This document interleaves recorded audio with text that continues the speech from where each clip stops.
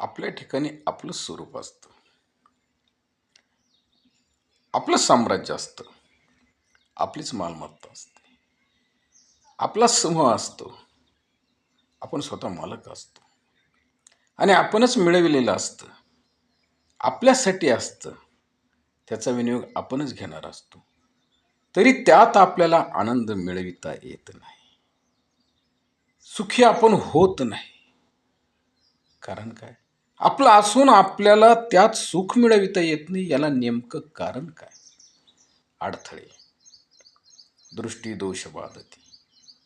कुठेही जरी गेलं तरी त्या ठिकाणी गालबोट लागल्याची प्रवृत्ती आपल्या भारतीय संस्कृतीमध्ये खूपच प्रमाणात आहे.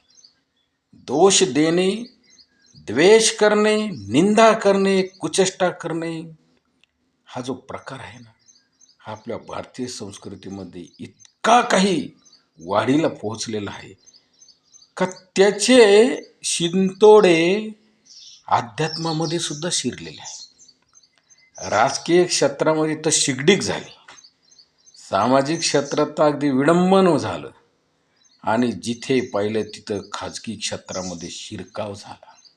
कोणाचा? पाठीमागे दडून कामं करणाऱ्यांचा. कोणते कामं?